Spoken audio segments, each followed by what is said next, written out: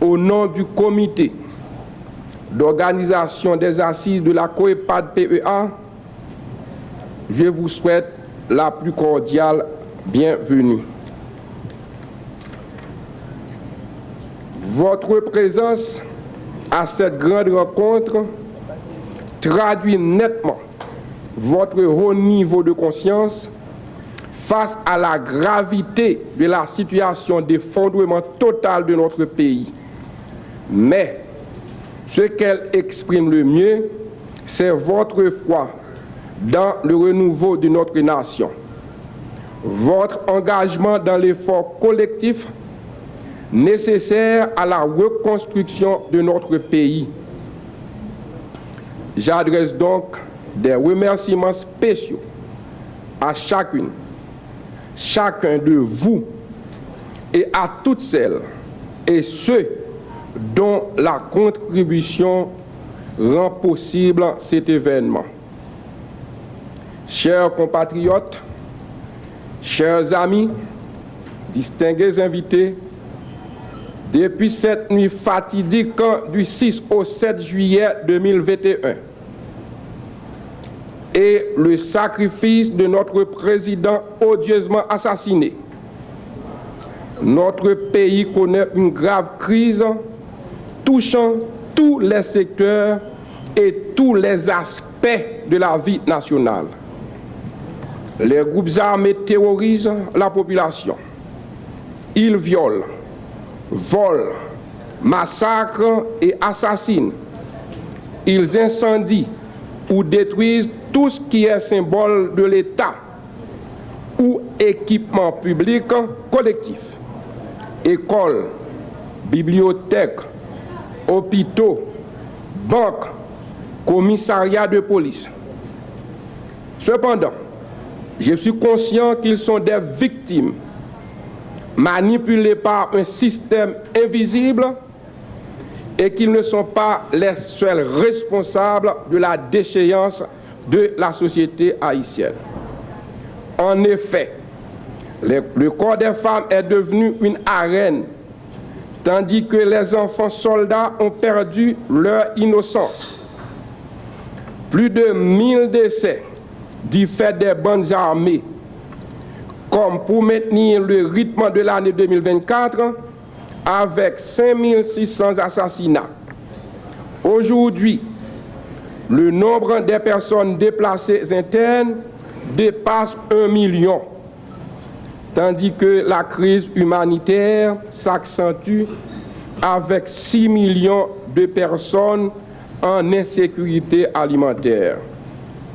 Notre économie s'est contractée de plus de 4,2% en 2024, une 6e année consécutive de croissance négative.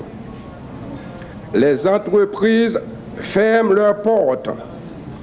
Des dizaines de milliers d'emplois sont perdus. Les recettes fiscales sont tombées à 5,2% du PIB en 2024 en raison de la récession économique et des difficultés à percevoir les impôts dans les zones peu sûres.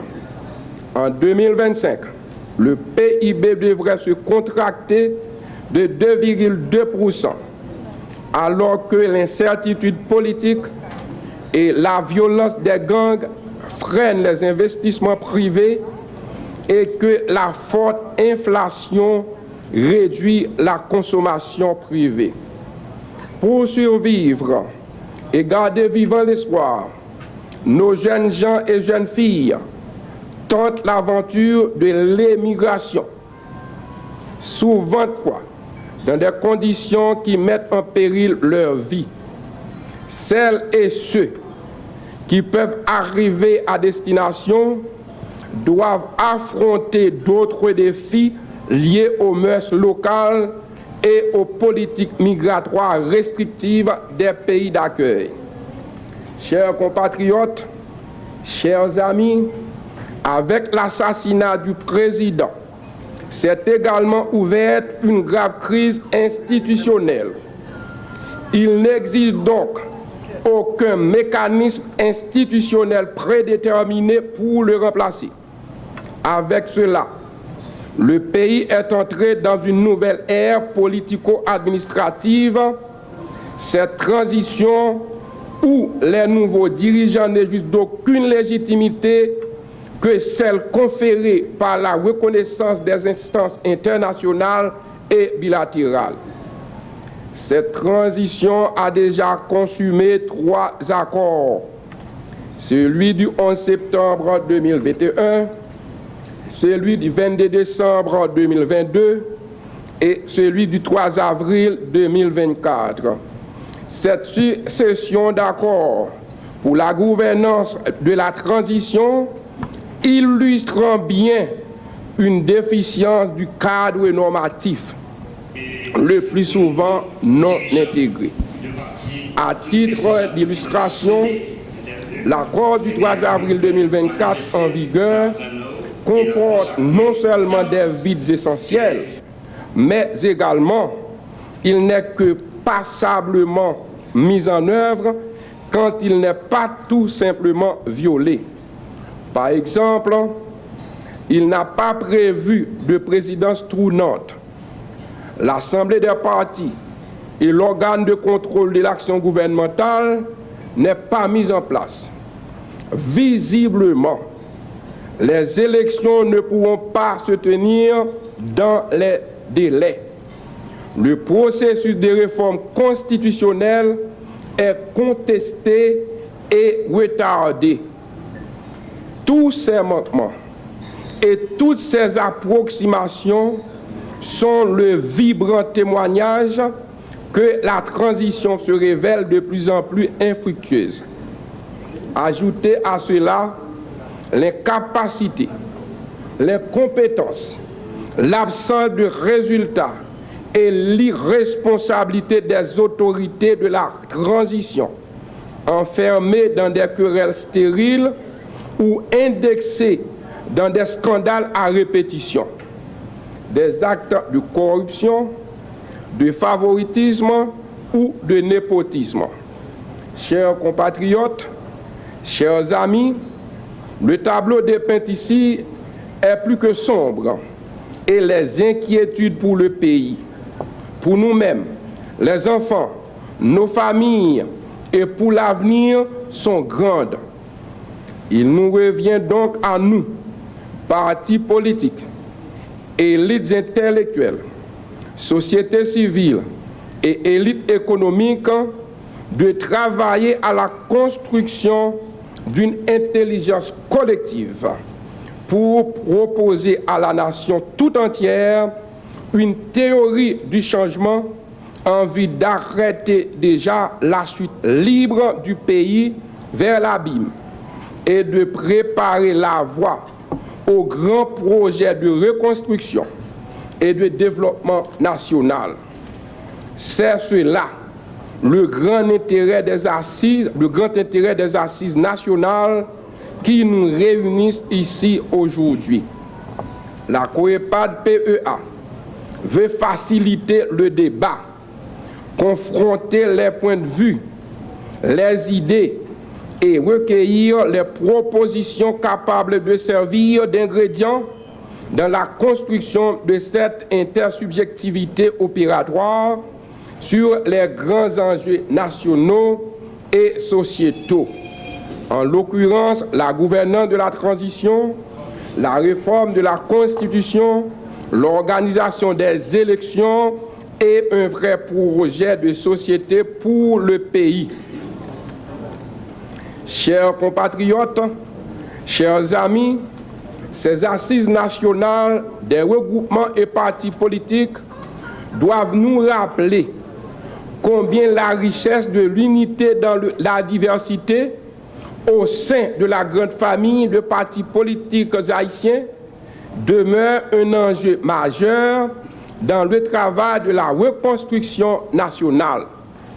La COEPAD-PEA en a pleinement conscience et s'engage déjà dans la voie du développement de cette synergie nécessaire entre les regroupements et partis politiques plus particulièrement dans le contexte actuel, aussi difficile que compliqué.